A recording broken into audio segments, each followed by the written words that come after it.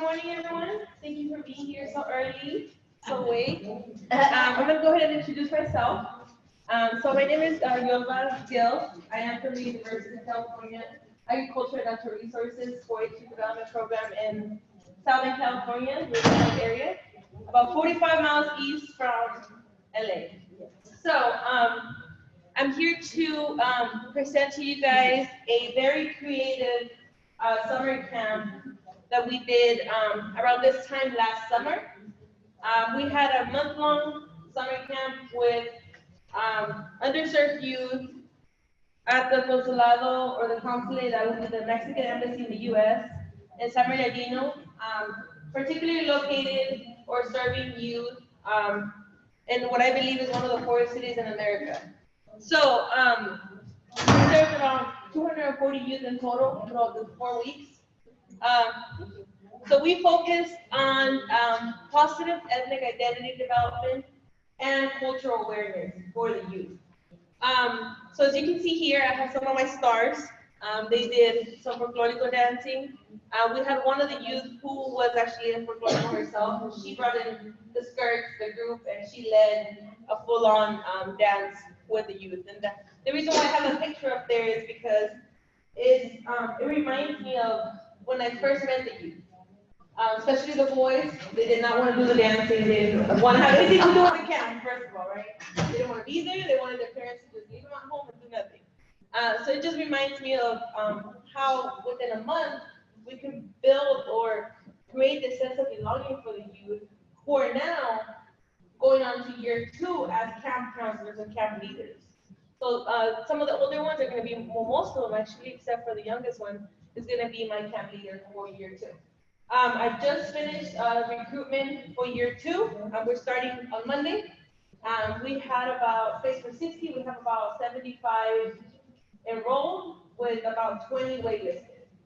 So again, there's a lot of demand for summer camps in our area. So but they are going to try to silence it because I know that you are having problems with the competition. With Yeah, I'm not enough. Good. How are we doing? Okay.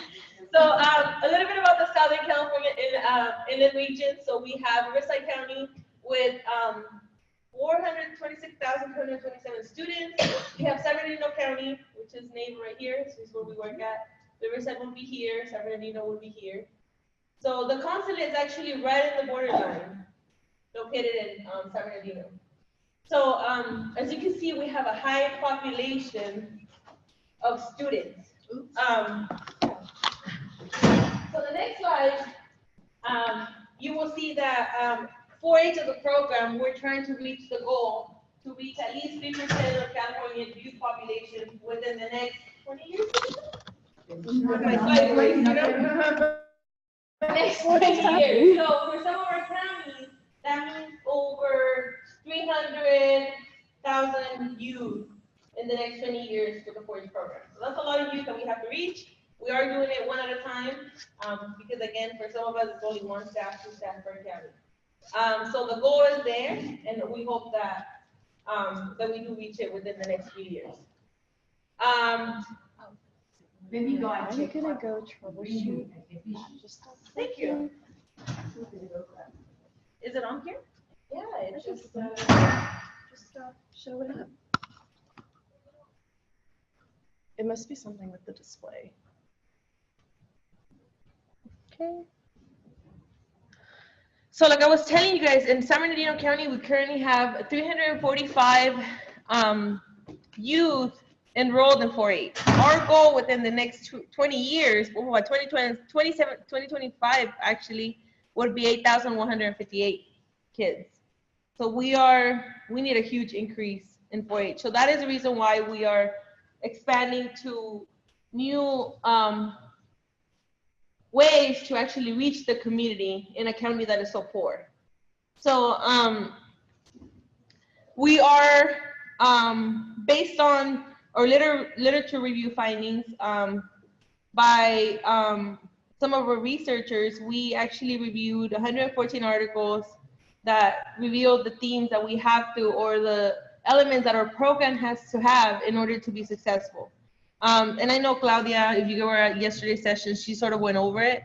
But it is important to integrate the extending understanding of youth development to support their ethnic identity, to be able to contend with psychological and social effects of discrimination.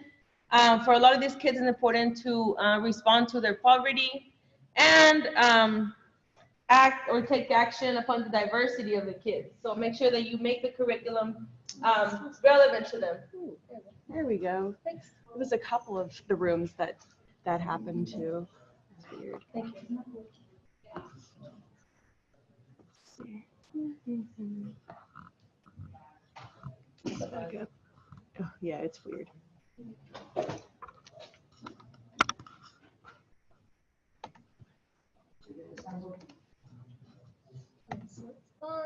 So I was just talking about the literature review here and the findings.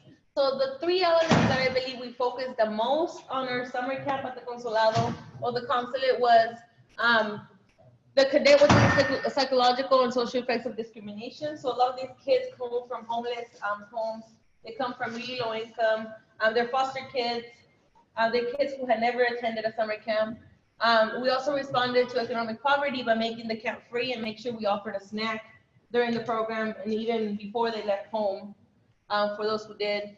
And of course, we acted upon the diversity of local and regional Latino youth experience. So we made the program culturally relevant. We assessed the youth during the first few days to, ask them what their needs were, what they wanted to learn about. So that the result from the merging of the research and the practice, we had the camp for 4 weeks in June from 9 to 12 p.m. and the age range was 5 to 13 years old. So the weeks, every week was a different theme. We had Culturas Prehispánicas, La Independencia de Mexico, Dia de los Muertos, and Christmas traditions. So we found that those four are very, very, very interesting to the kids.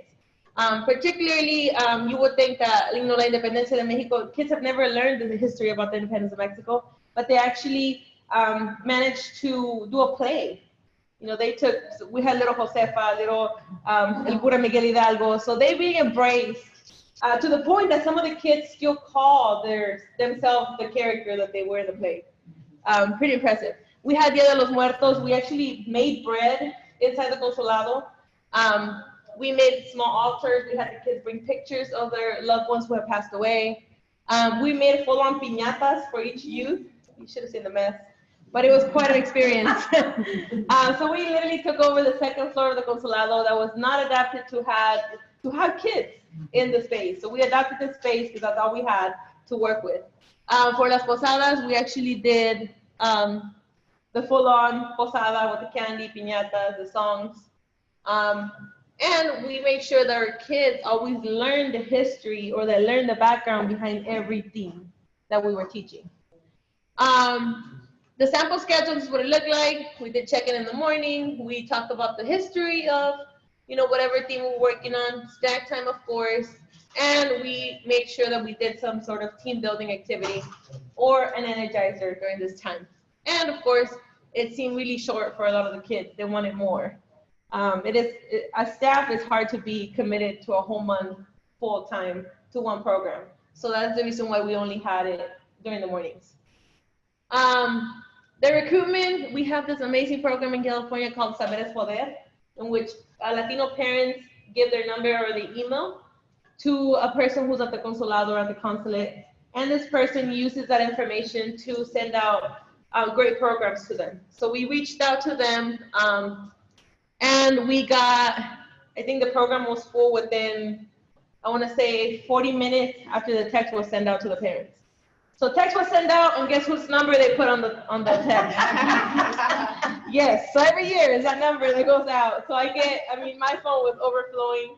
So this year I was really careful and strategic about the times those text messages were sent out to make sure that I was available to pick up the phone. So we were sold out, as you can see, within 40 minutes, which is pretty impressive.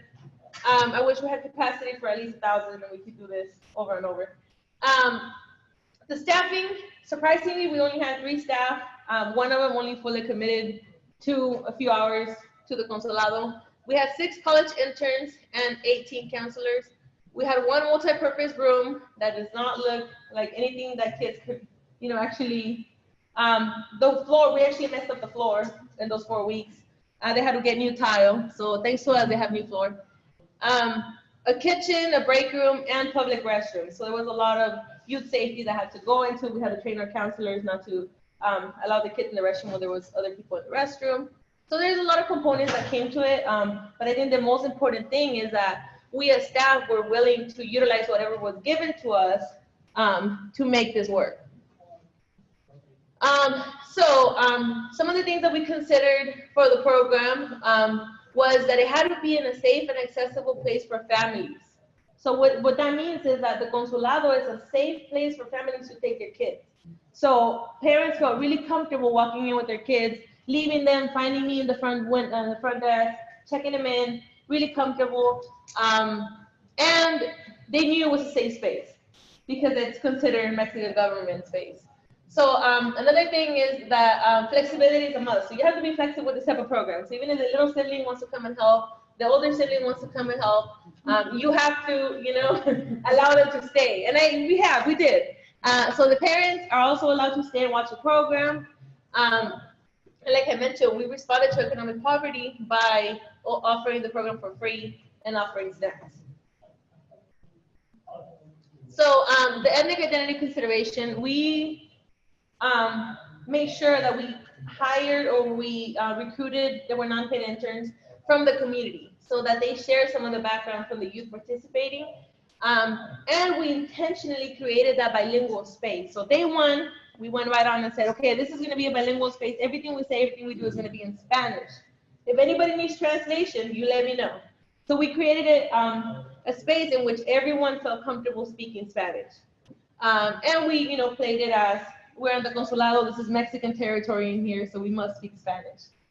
So it was really interesting to see a lot of the youth develop that language that they haven't, maybe their parents speak it, but they lost it after a few years in school. And of course, we listened to the youth interests and incorporated them into the program, such as the kids who wanted to dance folklorico, and the ultimate favorite, Juego de Pelota, which is a ball game that we played in the same space, where we would have the actual camp. So those two are top favorites. So we are doing Juego de Pelota this year. We might not get to the folklorico simply because it takes a lot of practice from the kids, so it takes them away from the actual curriculum. And I'm about to show you guys a video of the program highlights. So if you can open it for me. It would be on my flash drive. So it basically gives you an overview of everything we did. You're gonna see the amazing piñatas I just talked about, and us making bread. Oh, on your flash. And it's right here. So open it on the, okay, right there. It's called USB disk, the top.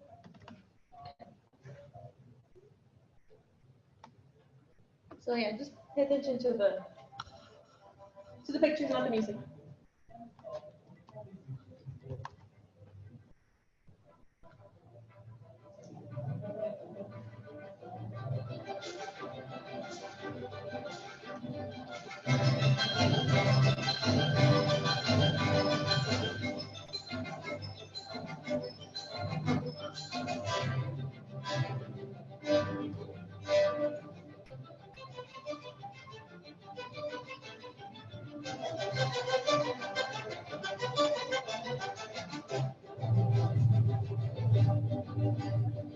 He's scratching my head like, oh, man.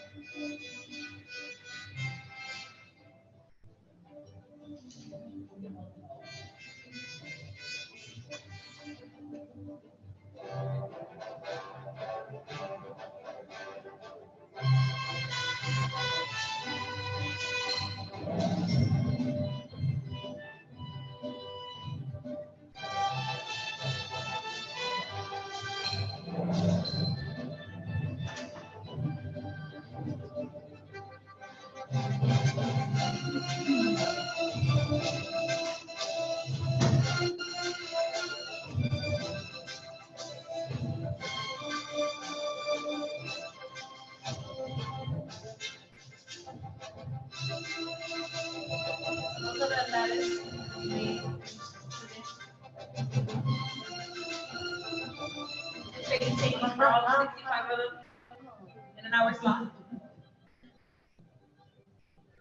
I became an expert after 5.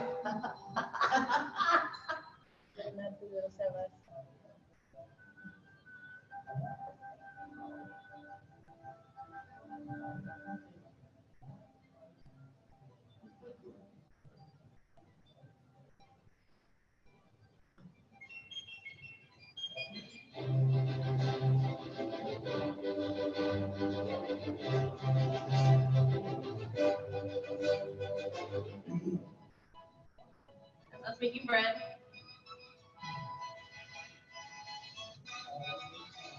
And then tenemos piñatas. It was bigger than Sebas. We actually used in Google, so the actual made with harina and water.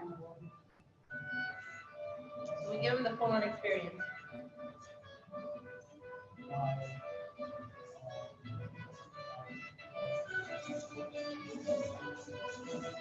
We're walking out, going home with our piñata.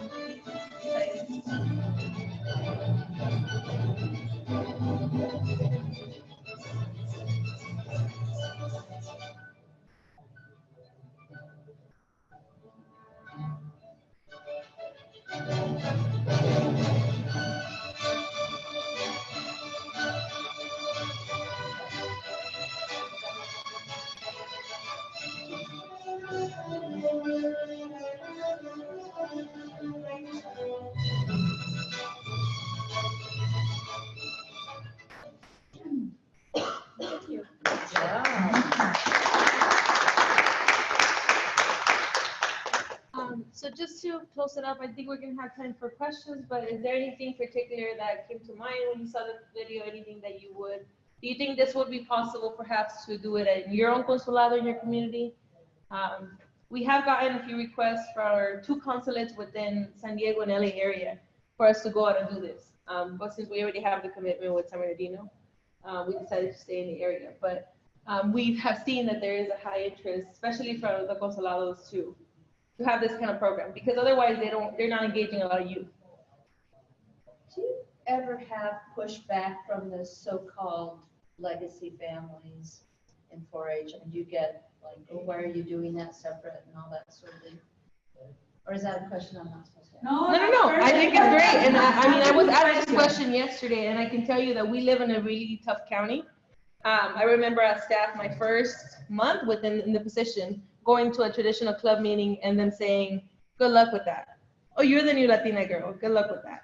So, yeah, there is pushback. Put it on your name. Management board, yeah, they don't, I mean, they didn't care that I could go back and tell on her, right?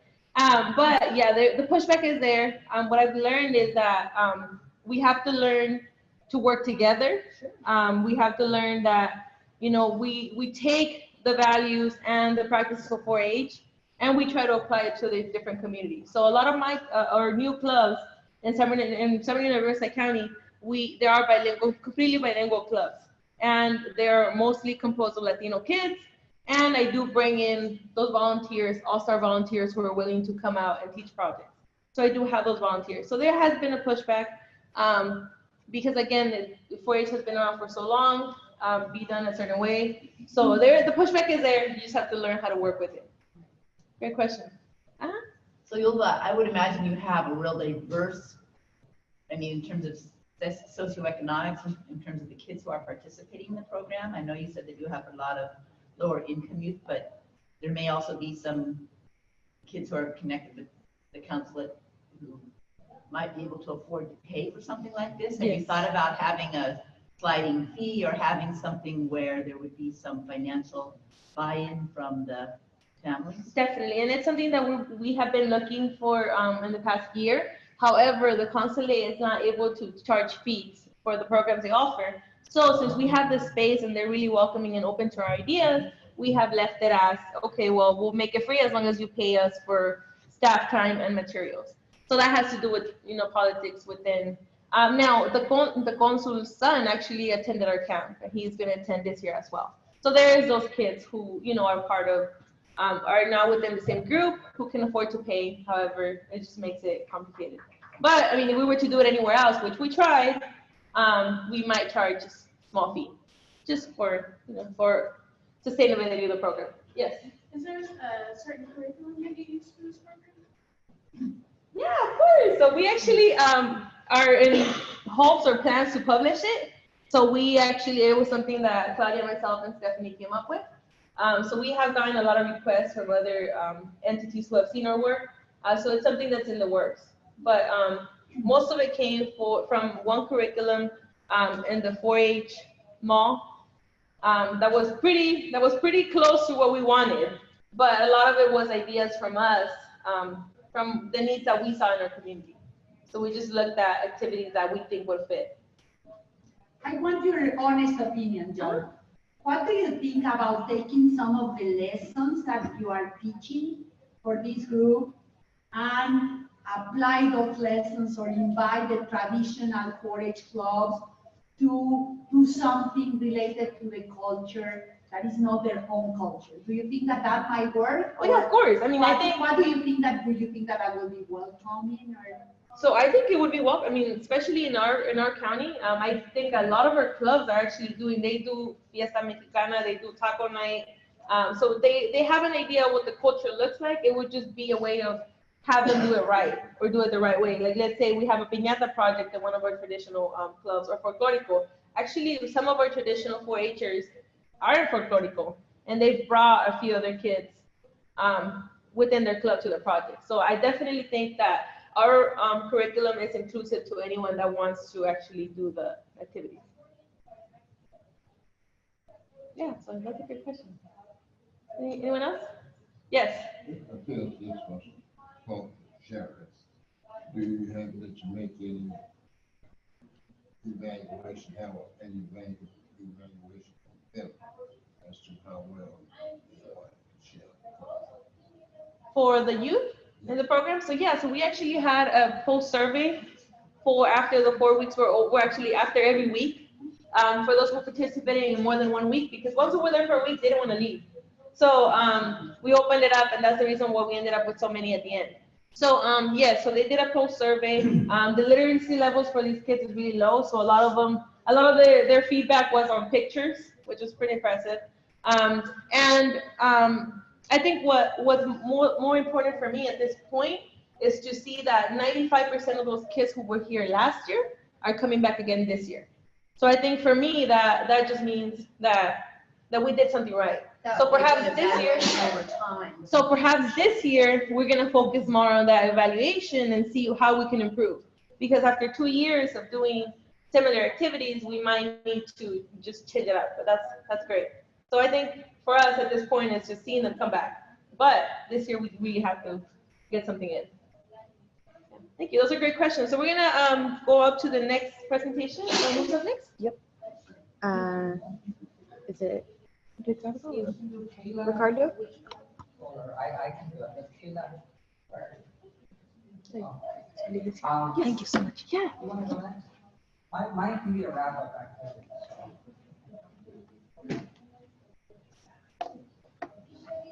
Before I forget,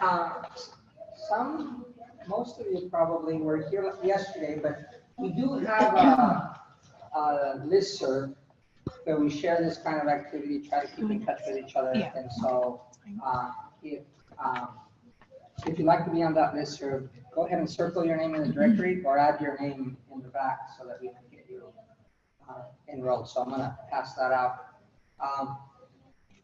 I'm introduced.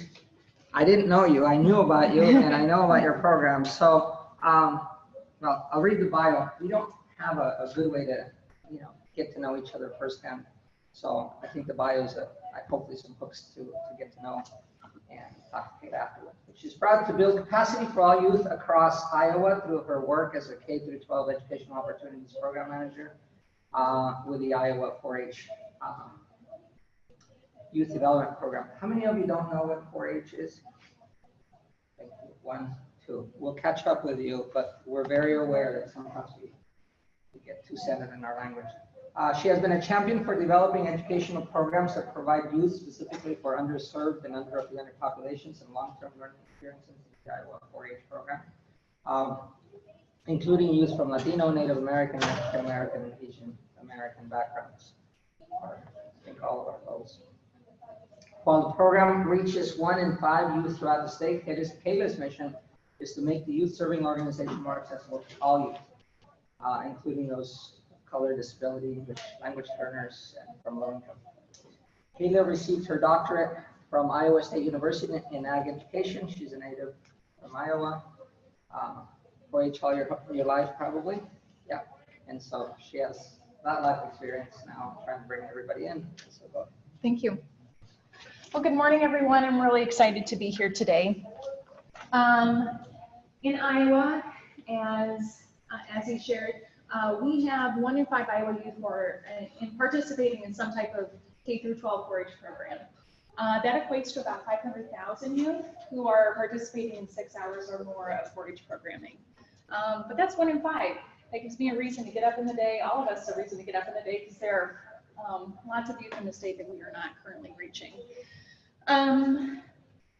Of those 500,000 youth, approximately 90% consider themselves non-white, Hispanic, or Latino youth in Iowa who are participating in our programs. So again, we have much work to do to be reaching more Latino youth in Iowa. One of our initiatives over the past 5 years in Iowa has been to create these accelerator programs to do exactly that, accelerate youth who haven't traditionally been touched by 4-H into 4-H membership in Iowa. That program has been called our Culturally Based Youth Leadership Accelerators. And we hold 2 different retreats. One in the spring, it's called our Maize retreat, which I'm going to talk a lot about today. It's focused on celebrating Latino and Native American cultures and bringing in youth from across Iowa in certain areas of the state with higher populations, or those who are part of our Meskwaki settlement in Iowa, bringing them to the Iowa State University campus for a long weekend, exposing them not only to Iowa 4-H and what it is and what it means to be a member of 4-H, but exposing them to higher educational opportunities at Iowa State. The retreat that we do in the fall is called our Ujima, an AAPI retreat. Ujima, this retreat is celebrating African American, and Asian American Pacific Islander cultures. We're combining a lot into one weekend. Reaching out to Asian American Pacific Islander youth is part of a newer retreat initiative that we're doing. So until we kind of get that one off the ground, we're lumping that retreat and that population in with our Ujima retreat. Ujima is one of the principles of Kwanzaa, and it means unity. And that came up from some of our focus groups that we did across the state, encouraging youth and bringing them in to participate in this retreat. So I'm going to show you a quick video, because as we know, it's a little easier to explain what it is. This is highlighting the retreat that we did this fall, and not our Maize retreat, but both retreats are set up very similarly. They're structured the same. We're just reaching different populations and celebrating different cultures.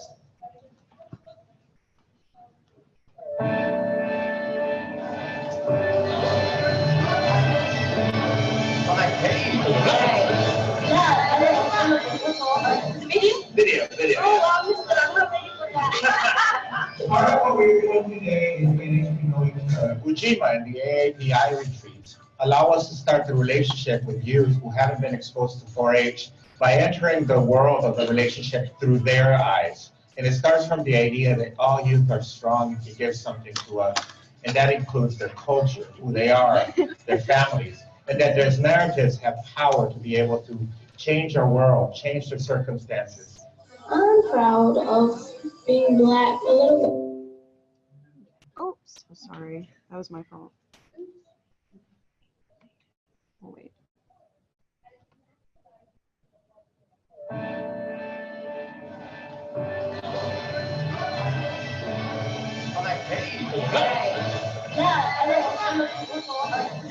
Video.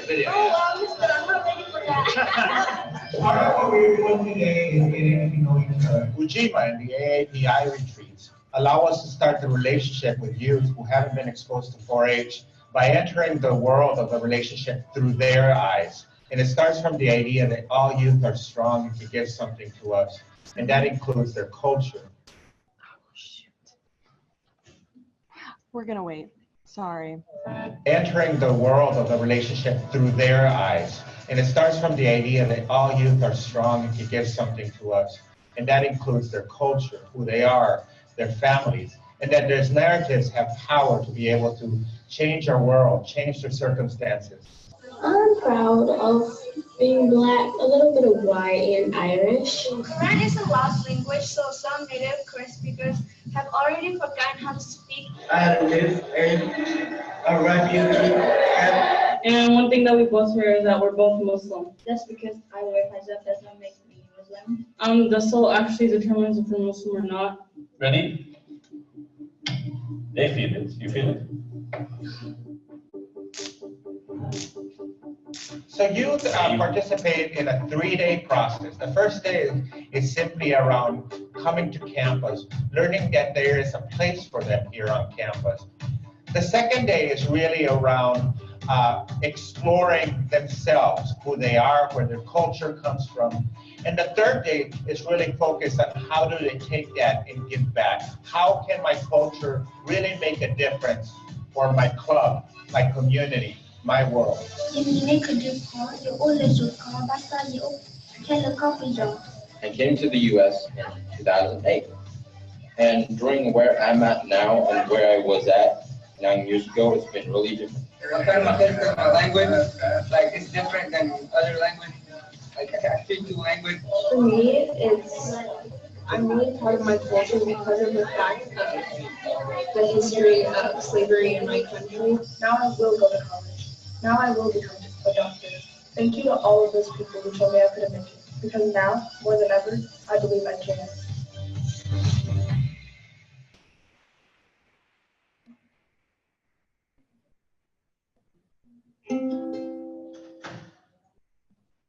So that's our Accelerator program. And in this past fall's retreat, we try and offer programs in all 4 of Iowa 4-H's program areas, so healthy living, STEM, citizenship, leadership, and communication in the arts. These digital storytelling projects were part of our communication in the arts work that we did. And as you can see, they're really powerful, and the youth really enjoy doing them and getting in front of the camera to share their stories. You can turn it to the next slide. Oh, we have a clicker for you. So we kind of talked about this in the video, but this is just an overview quick of some of our major goals through these accelerators.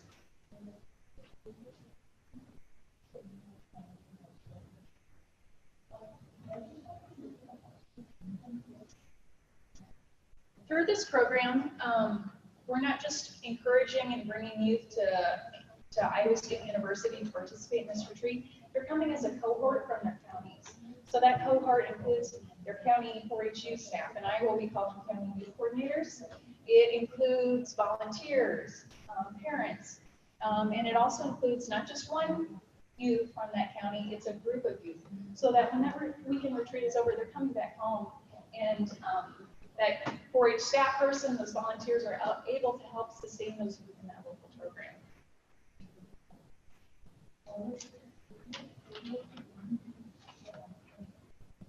So in this picture here, we have a group of youth who are participating with the College of Design. So on Friday, as was shared in the video, when they come to the Iowa State University campus first, and they're hosted by colleges on campus.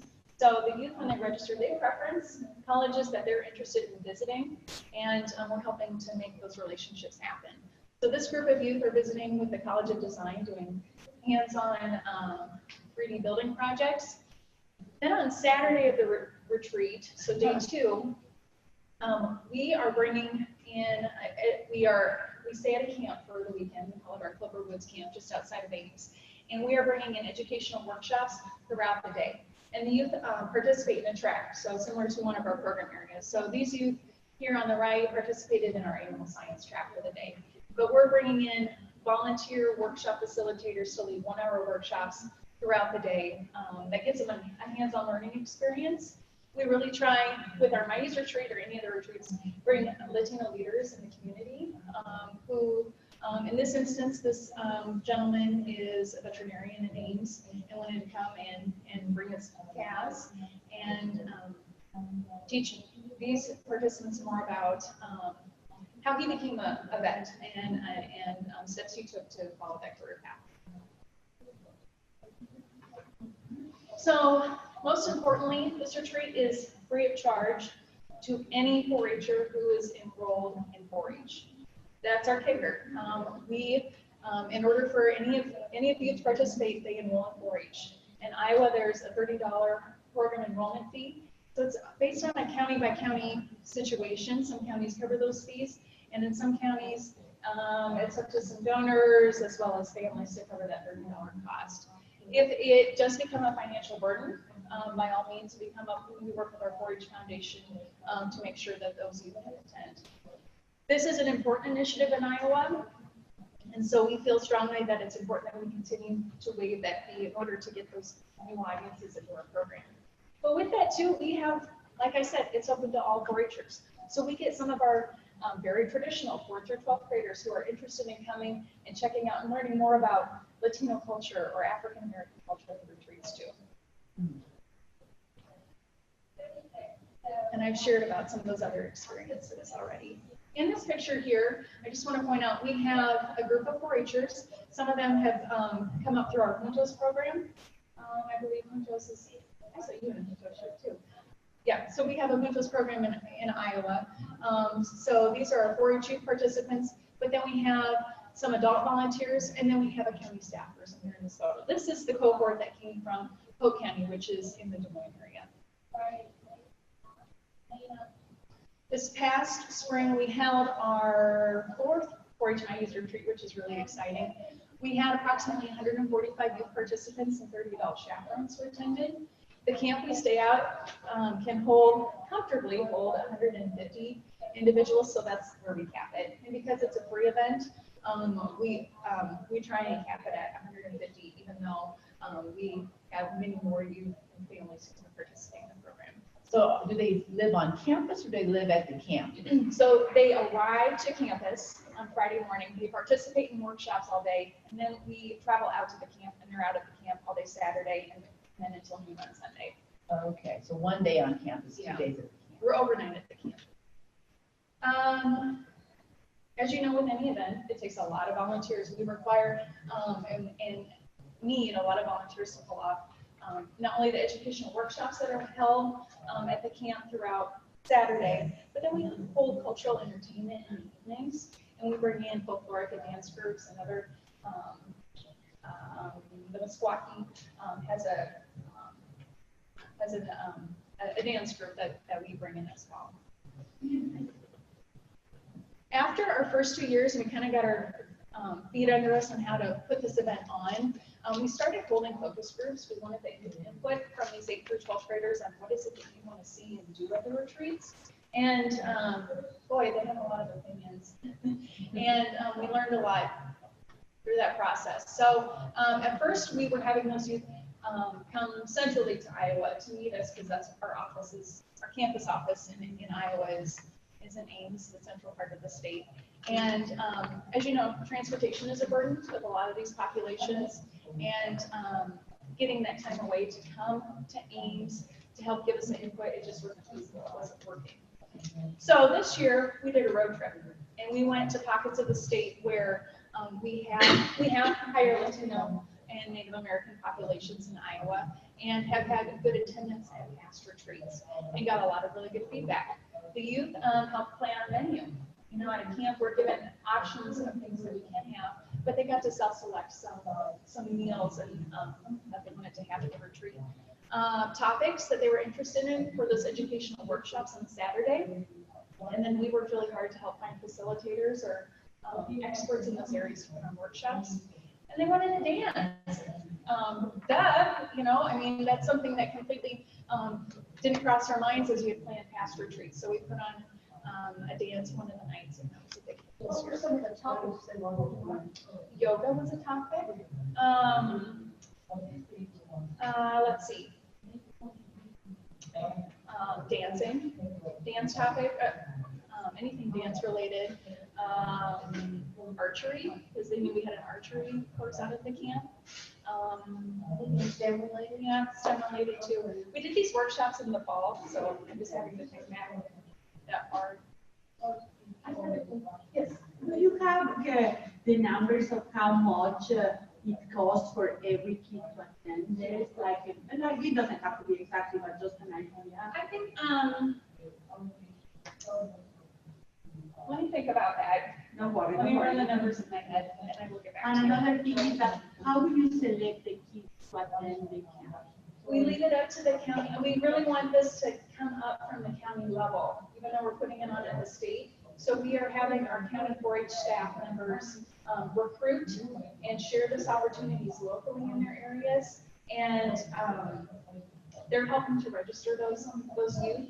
Again, we have about 150 spots. That's what we cap it at. So it's kind of the first come, first serve situation when counties can get their registration. Yeah, because we have a little bit of problem when the selection of the kids. Sure. Because they say, why are you selecting them just because it's Latino? Are you selecting? So you have a lot of conversation around that.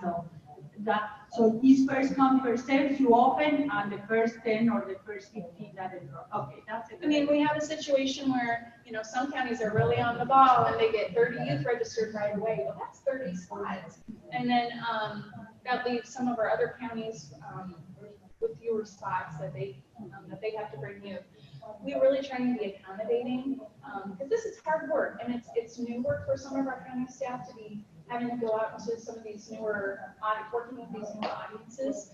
And so we really try to be flexible and help them through that process. We have regional 4-H staff in Iowa as well, and they're really the conduit or liaison between the campus office and the county staff, helping and encouraging them through that process too. I have a question. Yeah, are these youth already familiar with 4-H and already enrolled in 4-H, or typically is the county staff going out to a new audience area and talking about the program and then enrolling the youth in 4-H? So it is, it's an accelerator. So we're really trying to reach new youth. In order to attend a retreat, they have to enroll in 4-H. So a lot of our registrations also include our enrollment paperwork as well, which is great. We've got it all put together. It's as easy as it can be to fill out that paperwork. But we get a lot of returners who have attended these retreats in the past years, who come again and again.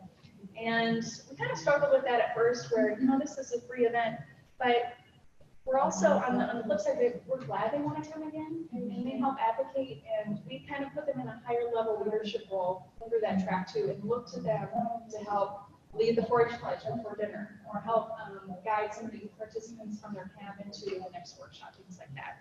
But that makes me have another question there. They have to enroll, they have to be in 4-H.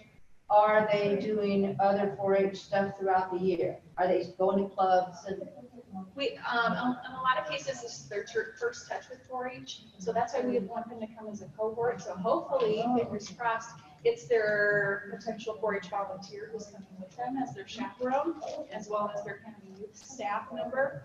And then when they return home, helping to sustain them in programs. I'm going to be honest, some counties have been much more successful at it than others. It's hard work to sustain those families in that traditional program that they have, or helping to continue to orient them and bring them along through that process. As a result of the retreats, newer 4-H clubs have been developed based on experiences those youth have had and needs that they have.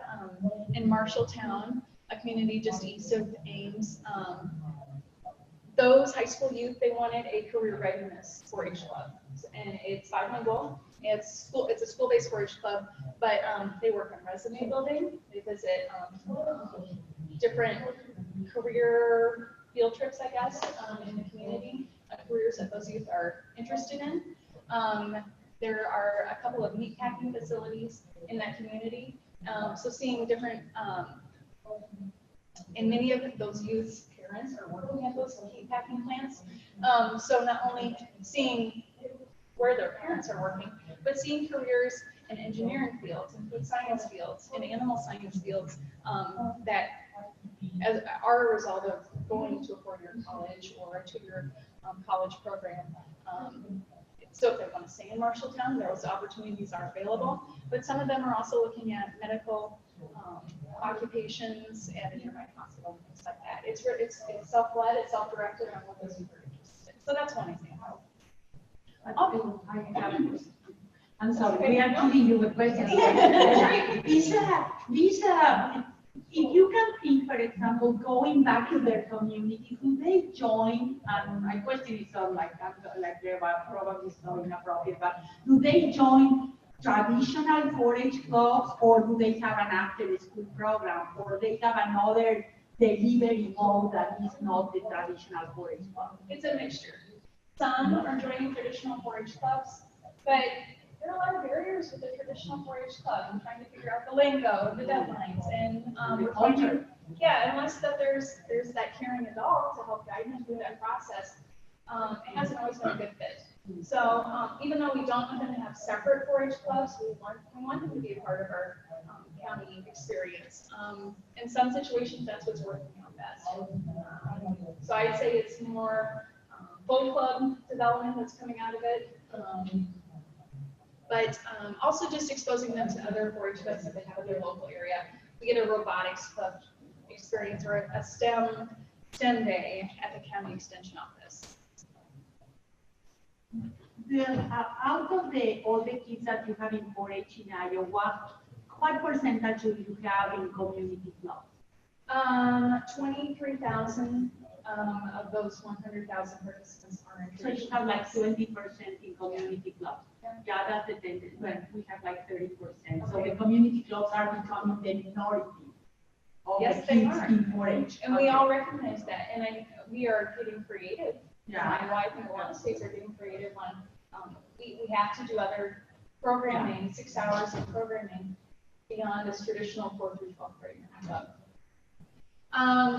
Out of some of these youth focus groups came this service learning project. Day 3 of the retreat, we try and do something different, be it a service learning project or Iowa is spearheading the National 4-H Monarchs on the Move project this year. Some of you may be familiar with that. So the youth did that project this spring. Last spring, we had some National 4-H Healthy Living dollars we needed to use up. And so we came to some of these focus groups and said, hey, listen, we've got these healthy living dollars. We want to do some kind of healthy living project on day 3 of the retreat. What would you like to see? What would you like to do? And in my mind, I was thinking, maybe some kind of vegetable they could plant and take back home with them and then, transplant it when they got home. That's where I was thinking with healthy living. Oh no, these youth were thinking mental health, mental well-being, political security, feeling safe in their communities and in their schools. So that's where we went. That was day 3 of the retreat. And so we have a communication arts specialist here at our state office, and he's in a split appointment. He teaches for the College of Design as well. So he spearheaded an activity where I can't think of the name of it right now. It's looking me, but it's a Sun activity where the youth were given some prompts on I don't feel safe when, and to talk in small groups and do this activity and write on these sheets about times in their lives when they don't feel safe, times that they don't feel like they belong, and then transitioning into times I do feel like I belong, ways that I can feel safe in my community, people I can surround myself that make me happy, safe, glad to be where I'm at. And that was a fun activity for us to do. And I think a good workshop for those youth, I think they appreciate having the opportunity to have that sounding board and to be creative and share their feelings. As a result of this state event, because it's in central Iowa, that's a 3 or 4 hour drive for each corner of the state to come. And we have higher Latino populations in those 4 corners of our state. And so many of our regional 4-H staff are working with some community colleges and private schools closer to home versus Iowa State to put on their own local retreat. And they're calling them their GRIT conference. And grit, it doesn't stand for anything. It's resilience. It's giving youth, celebrating having grit is basically what that means. And these are two colleges in the northwestern part of the state. Buena Vista is home to Storm Lake, Iowa, if any of you are familiar with Storm Lake. A very high immigrant populations, many different languages spoken just in the city of Storm Lake. Working with those schools to put on their own local retreat. They're not doing a 3-day retreat, they're doing more of a 1-day visit. And these colleges, I have been really happy with those successes because they too are trying to reach these audiences and recruiting those youth who are in their own backyards who attend those colleges. And so here are some pictures just from some of those great conferences that have been done. So we have a retreat coming out this fall, end of September. It's our regional and AAPI youth leadership retreat. We've had requests from other 4-H programs that, hey, I want to come and check out what you're doing, and you would be welcome to come. We'd love to have you. Join us in Ames, Iowa. My only request is I'm always looking for workshop facilitators, so that would be our ask. We'd have you put on some kind of workshop, 1-hour workshop on that Saturday of the retreat. But, you know, you learn by doing. We'd love to have you come out and experience and learn and see how you can take that things that you're doing in your local programs. That's my email address and phone number. Please reach out to me if you have questions. Thank you.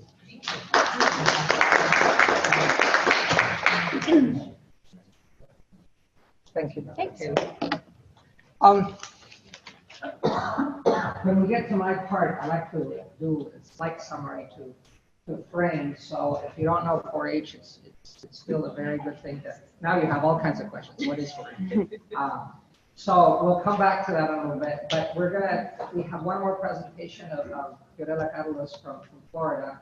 And I want to go back to the frame of there's very few of us trying to reach out populations in a very systematic way.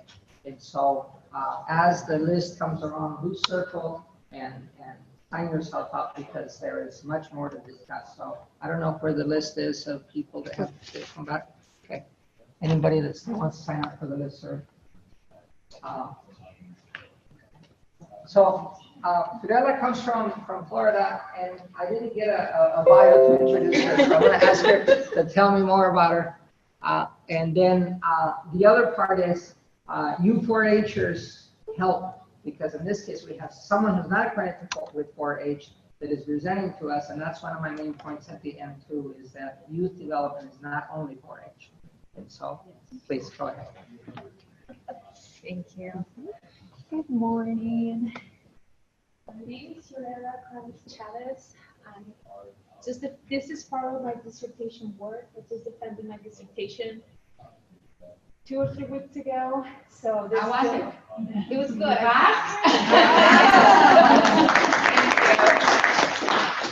So all the information is still fresh on my mind. But today I'll talk about the qualitative component of my dissertation. I did a mixed methods dissertation on emancipated migrant youth. So I'll present just the qualitative component today. So I'll talk about migration and work among Latino emancipated migrant youth. And I apply a phenomenological approach for this research.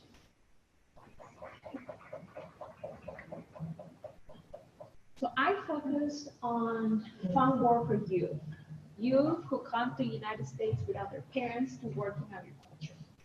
And part of my interest with these youth is that 10% of the farm worker population in the US are ages between 14 and 21 years old. And there are 3 distinct groups of farm worker youth in the US. You have youth who work with their parents and migrate with their parents across the states. You have youth who work in the family's land, and you have emancipated migrant youth, also known as unaccompanied youth, who come to the United States with other families, and most of them tend to work in agriculture. And the majority of them are males, 89%. of emancipated youth males, and most of them come from either Mexico or Central America. So I had, for the qualitative component, I have two main research goals. The first one, I wanted to explore the contributing factors for this youth to, one, come to the United States, and two, work in agriculture. And number two, I was particularly interested in the daily challenges and stressors these youth face while living in the US and working in agriculture. So I had two research questions for this. I wanted to see what are the contributing factors that led to these youth to migrate to the United States and enter the agricultural labor force. And I wanted to know what are the experiences these youth face when they're working and living in the United States. There were two main states where I collected my data. This is all primary data collection and cross-sectional. So I went to South Georgia, the first two pictures on the top, and this happened during the summer, June 2017. They had every year in June, actually, they, Emory University and the association, the migrant clinics in South Georgia, they have a whole week health awareness week where they go to the farm worker camps and they provide medical services, blood pressure, counseling services as well. And I was part of the volunteers translating for the doctors and the health assistants and the farm workers. And then the second place that I went to was South Florida. I went to Immokalee. I don't know how many of you are familiar with Immokalee. Raise your hand. So Immokalee is a migrant town. It's in the middle south of Florida. It's about 7 hours away from Tallahassee, Florida State University. And I spent about a month in South Florida collecting my data, interviewing participants. I interviewed a total, go more into this. I interviewed a total of 20 participants, ages 15 to 20, from both states. 10 participants came from Georgia, 10 participants came from Florida.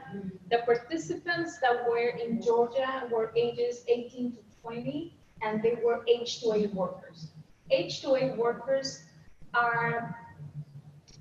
they come with a visa to the United States to work only in agriculture. They work with a specific US employer and they work in agriculture. And then I interviewed 10 participants who were from Guatemala.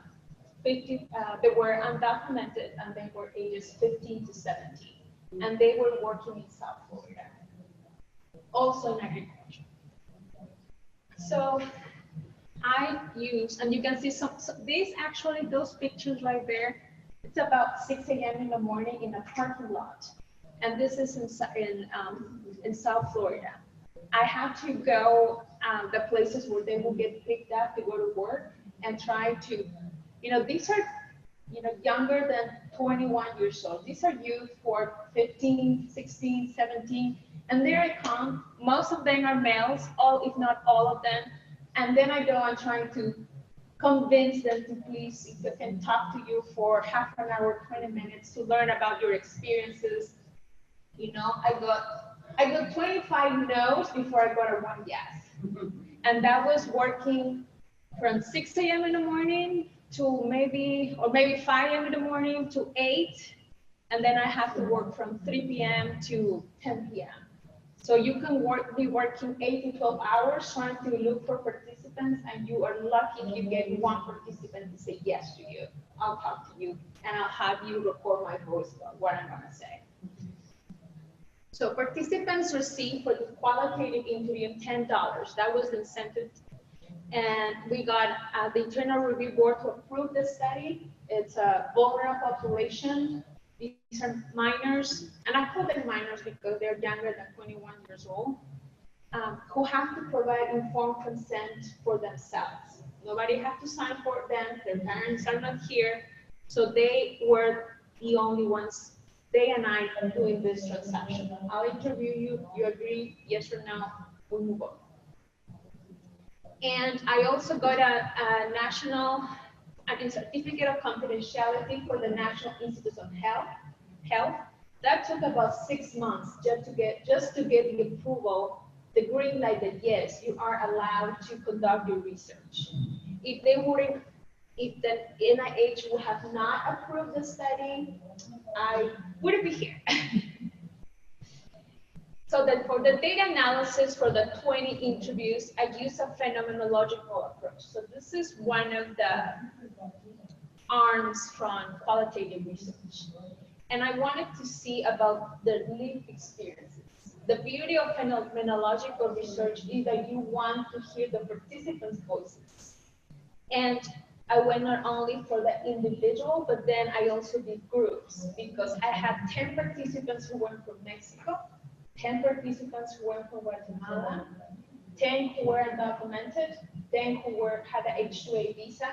So there were similarities shared across all these youth, but there were also very specific and unique differences that I'll talk more about as we go.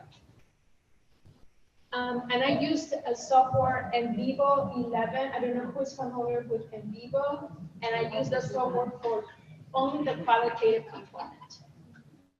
I had to work with a Spanish native speaker student assistant. He was the one who would provide trustworthiness of the data. So I was the person doing the interview, I transcribe, but you need an external auditor to check your work.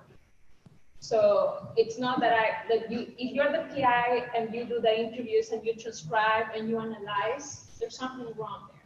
You need a team of at least 1 or 2 people who can be checking your work, asking you questions, and challenging you with themes and sub-themes that come out from your data.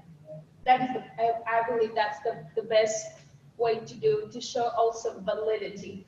So for validity, we had meetings with a faculty member, the student assistant, myself, and a faculty member who is not familiar with emancipated youth research, but who is familiar with Latino adolescent research. And that person will ask questions to both of us at the same time, at different times, and that provided a more validity with our findings and transparency as well. Okay. So for the first research question, why do they come here and why are they working in agriculture? I found 4 main themes. It was the best thing I could do. I wanted to migrate alone. That was a shock to me. Farm work just made sense, and this is just temporary. So we're talking with this youth, why do you come here? And it was the financial burden at home that pushed this youth, I have to do this for my family. And when they say they wanted to migrate here, they wanted to come here on their own, I was under the impression that they had been either forced to come here or pushed to come here by force, but it was actually voluntary. All of them wanted to come here, except for one, whose mom said, we need a provider for the home. Your dad passed away. You are the older brother. You need to go. Except for one. So, and I used the quotes. You can see the quotes. For example, I'll just read one to you. I wanted to migrate alone. This youth is 20 years old from Mexico. M stands for Mexico, G from Guatemala, and 20 is the age. Well, ever since I was 14, I had the idea about coming here, whether it was gonna be legally or illegally. I was gonna come here. I always had the idea of achieving my own goals, and one of them was building my own house. So you have the financial component, then you have these short-term, long-term views that they have. I have to provide for room and board for my parents and my siblings, but I'm also thinking in the long run, building a home for myself. And that was more prevalent for youth ages 18 to 20. They were already thinking about building a home for themselves, for their future families, or even for their own families. I had everything, had to some themes. I'm gonna go to the next one for the sake of time. So part of the experiences of living in the US and doing farm work, there were 5 salient themes. You have to keep pushing forward. It feels ugly, but it's all worth doing. And that was their experience of being away from their parents and their families. The sun is unbearable, but we have to keep working. They work, they leave very early, 6, 5 a.m., and they work until 4 p.m. So, and I was in the areas where they work, South Florida and South Georgia, and it's really hot. It is really hot, and you're working, and you have to drink water, and you have to use the restroom, and there's no shade. It is really hot, and they have to meet either a daily quota. They get paid for how much their bucket weighs, so they have to keep working. They have to keep moving. I just take some medicine and it goes away. So they take care of themselves by using medicine over the counter, whether it's prescribed or a prescription, it doesn't matter. They want to fix the problem and go back to work. And some of them will decide to take some rest and not go to work. And the last one, I have to do everything on my own. If they were not used to of cooking for themselves or cleaning for themselves or just making decisions in an adult world, now they were in the place where I have to decide whether I have to go to work even though I'm feeling sick. So they were the ones making the decisions. And then again, 2 sub-themes for each main theme. Conclusions from this study. The financial gains outset any risk. They know, especially the ones who come undocumented, that the journey is dangerous, and as they describe it themselves, it's a life-death situation, and yet they choose to come. And all of them were male, so I only interviewed emancipated migrant youth who were males. When I was doing my interviews, I found out that also there are female emancipated youth, but that's a whole different ball. That's a whole different game.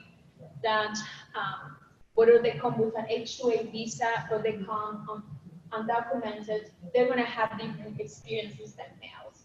So for the sake of my own mental health, I focused on Latino males.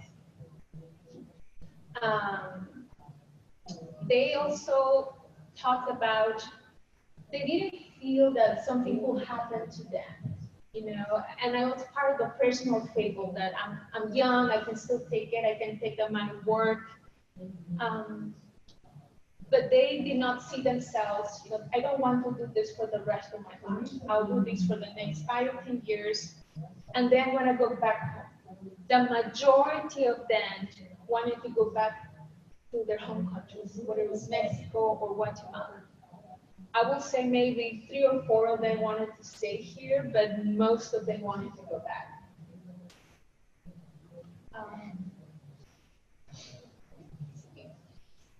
Some limitations from the study. I cannot say that all Guatemalan youth are a certain way or all Mexican youth a certain way. So I was not be able to do any causational inferences based on my interviews. There were some real differences for sure. The geographic location. So I only focused on Florida and Georgia. I don't know about emancipated migrant youth in California or the Midwest. We don't know they will share the same experiences. My guess is yes, but I cannot confirm this 100%. Again, female emancipated migrant youth was not included in the research, and youth were working only in agriculture. As I was conducting the interviews, I found out that they were youth working either in a mechanic shop, working in construction. And I found that halfway through the interview, and those participants are not included in this analysis. It was only focused on agriculture, but it doesn't say that emancipated youth, they can also be in other areas, restaurants, customer service, etc. For future research, where that's part where I'll continue with my dissertation work, and I'm hopeful to publish this very soon.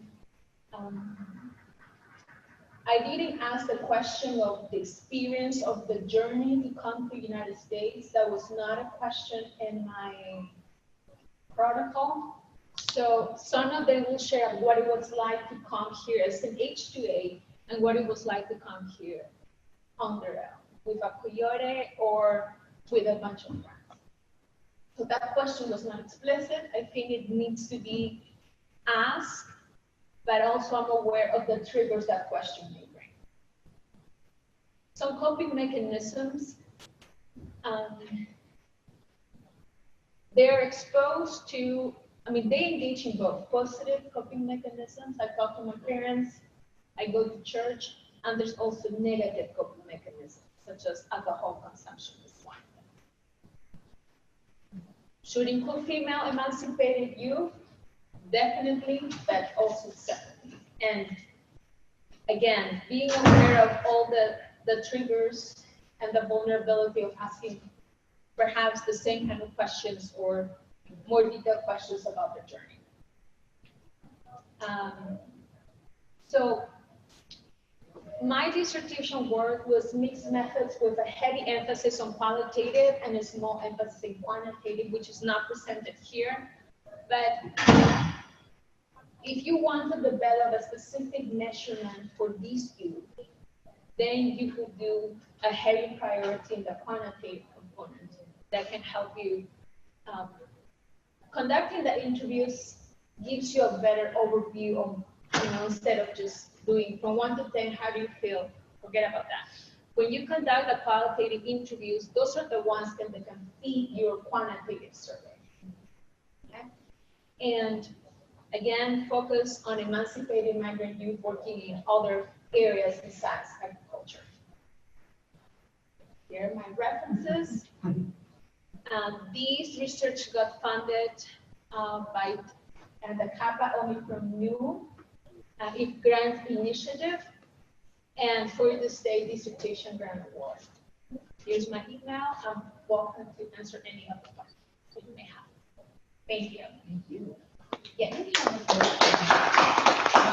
So you mentioned that the 20 participants were either H2A workers or visa holders, whatever that's called, and the other were like undocumented. Yeah.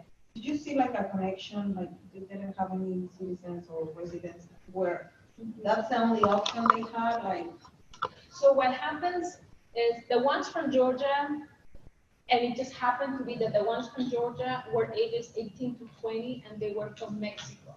And to get a visa to work in agriculture in the US, you need to be 18 years old. So the ones who had a visa were ages 18 to 20. And the ones, it just happened to be that the ones from Florida were from Guatemala, undocumented, ages 15 to 17. So my understanding is I cannot wait. I cannot wait to be 18. We need to take care of things at home now. I'm gonna come here now. So that's what they were. The younger ones were. And in Immokalee and South Florida, it's a very unique area. I don't remember speaking English the entire month I was there. But there is, I'm thinking there is a connection where that's their only option to work in agriculture, to do the hard work, because they either are like H2A, which are limited to work in agriculture, or undocumented work.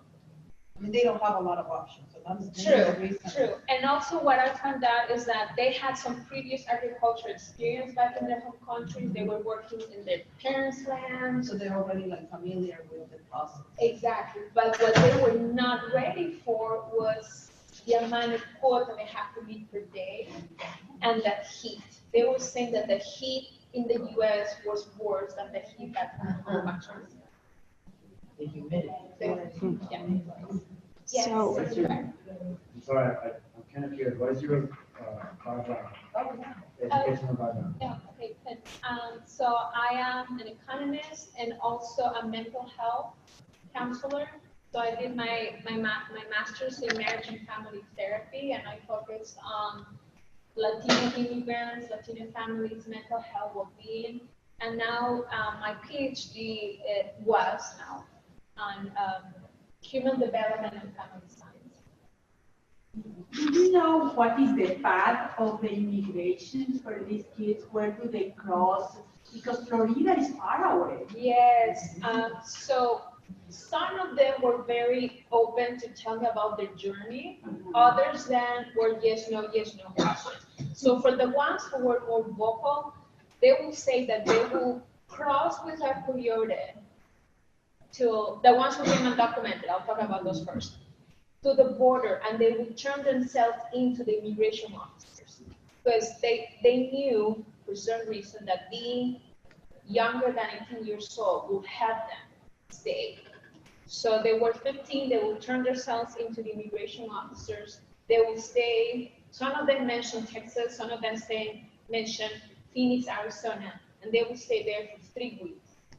And some of them will say, after being in the desert for so many days without food and water, we run toward the immigration officer. We had food for 3 weeks, we had a shelter for 3 weeks. And then from then, what I call, there's a mystery that happens. I don't know what happens when they get detained, if they get caught, they get detained, or they will turn themselves into immigration officers, and how they made it to South Florida. So I had different hypotheses of what may have happened. Some of them just run away, and they have a friend who has a friend who works in Florida, and they can, they have a place to stay. Some of them have an uncle or an aunt or extended family member who is already in Florida or in Georgia. I'm not sure if they're blood related, but at least they will call out, my uncle, is my aunt. And others may apply for refugee status. I think 1 or 2 were running away from gangs, and they were in the process of getting a work permit. And I have another question, I'm sorry. Yeah. Do they live together when they are working? Do they have camps where all the youth are living together for the agriculture? So the ones who are 18 to 20 and are H-2A workers, they live at the farm worker camps. And the farm worker camps are provided by the employer, by the U.S. employer. That's a place where they can live, sleep, cook, wash their clothes. The youth, though, they are not supposed to be working, right? So they either live on their own, live with a bunch of friends, or live with a relative. So, and it's all of them, let's say, ages 15 to 18, 19, who are living in one room because rent is expensive, especially in South Florida. So they live together and they split the bill to pay the rent. So we're out of time for questions. Thank you. Thank you.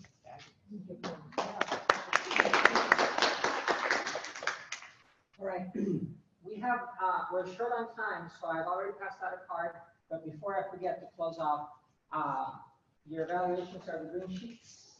Go ahead and whenever you have something, either pass it on or pass it towards the center so we can collect them.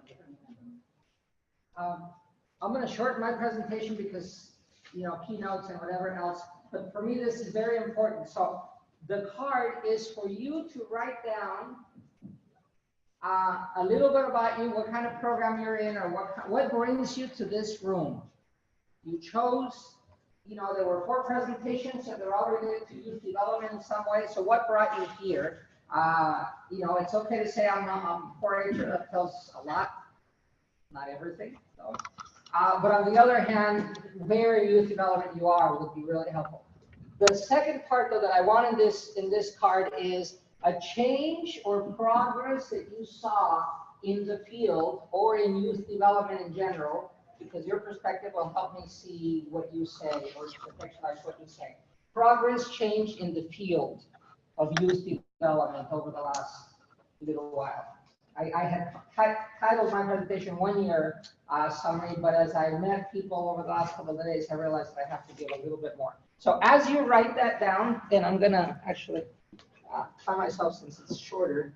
And when it rings, you're perfectly, you should be leaving because the keynote will start a few minutes after. So I put myself at 7 minutes so that I would shut up. But I'm going to give you a little bit of overview of things that have happened over the last year that are very relevant.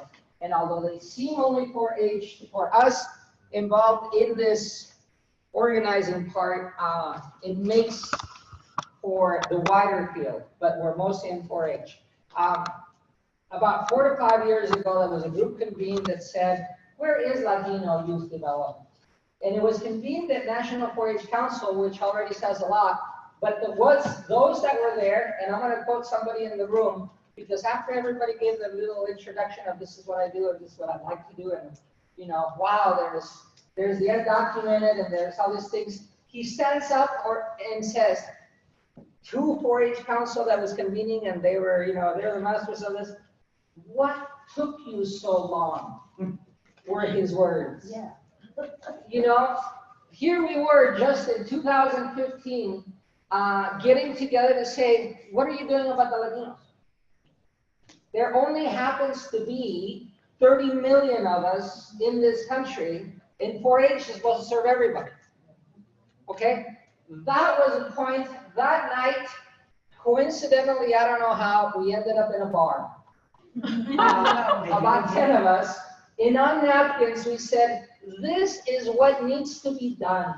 We all just poured our hearts out, and we got together and we drafted an agenda. The next 3 days in conference in which the agenda was set, it was certainly threaded by us. By 10 o'clock the next day, we'd accomplished 2 of our points that we had thought of the night before. And it was a conniving, it was yes, it was whatever. I won't tell you what we called the little group because it was a little bit irreverent, but we wanted something done. So today, let me split then the field of Latino youth and pro-social development, because although Fiorella isn't in this system today, Fiorella, thank you. The researchers that talk about youth development, we practitioners call it youth development, they call it pro-social. Positive youth development is a nice word, but it's a catchword that has encompassed so many things over the years. Pro-social, meaning, where do we get the positiveness? And this conference then became one of those arms to say, we're going to do something about it. We need a conference to meet at in which we all come together. So that's here, Cambio. Very distinctly asked, establish a track, and it gathers, in this case, 25. Yesterday, there was another 25 in this room. Together, we might be about 50 if you count all the sessions together, 50 different people that came and are interested in this. Nationwide, we should have about 200. About, as of yesterday then, about 65 are in a listserv. So we're together on that. So that group then, Latino Advisory Committee, out of 4-H Council, is where we met. That group drew short-term and long-term goals. One of them was the conference. The other one is to form a professional association. And the other one is materials. What you have seen and what you will see at this conference are usually people doing it, because when we try to draft an inventory of what are the people doing in Latino youth development, you know, you naturally go to Texas. What did Texas have? You guys are about 5 years ahead, they told me at the time. And I was just starting. You know, California has become the monster. Thank you, Lupita and company. You know, they've invested $2 million over the last 2 years to do this. Great. Kansas was there. They had stuff. New Jersey had stuff. But the states that were supposed to have it, the top 10 Latino states in the USA didn't have it. That included us in Illinois, but California, Texas, Arizona, New Mexico, Florida, they had some stuff going on, but structurally, no one was keeping track. So now California has established, and they didn't say it yesterday, but it was one of our goals inside this group was, do we have criteria to evaluate successful programs? Do we need independent criteria to evaluate? So we listed out all the programs. There's a survey that went out to your program leaders this year to enumerate them. But after that, we're going to zoom them in to say which ones of those are meeting the criteria that we can say they're ready to be massified. Juntos, as some of you have heard, was one of those programs. It is now nationally sponsored, White House, 4-H Council, whatever else, but it has yet to receive an independent external evaluation. And that's one of our better programs. You know, Maize, you guys, you're on your 3rd year? Yeah. You know, John Paul was really pushing. That was one way of approaching what are we going to do about Latino kids.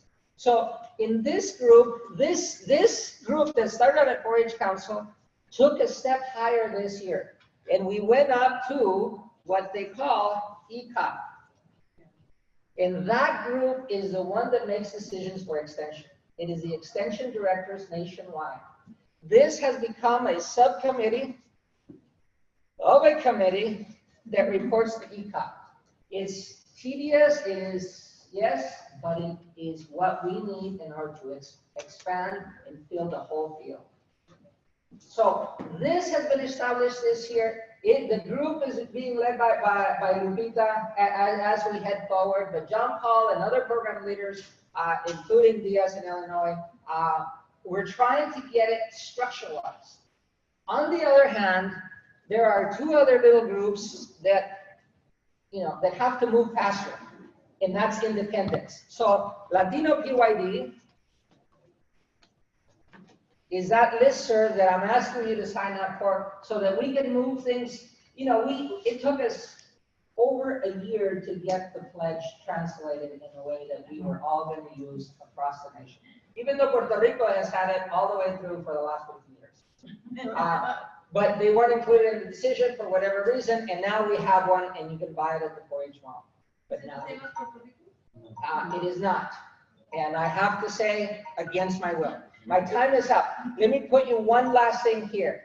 The other one, and this is where you guys should know, the Latino,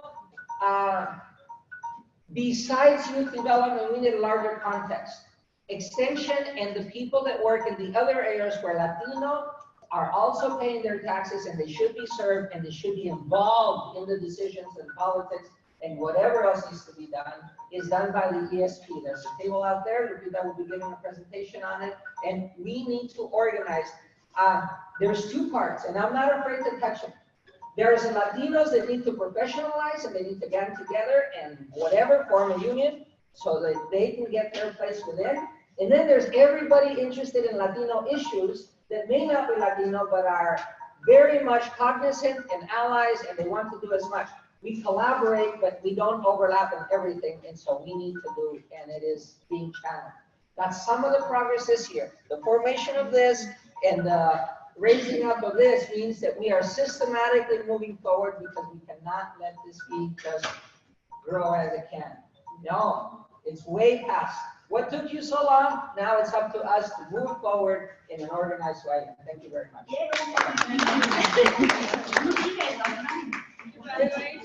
And sorry.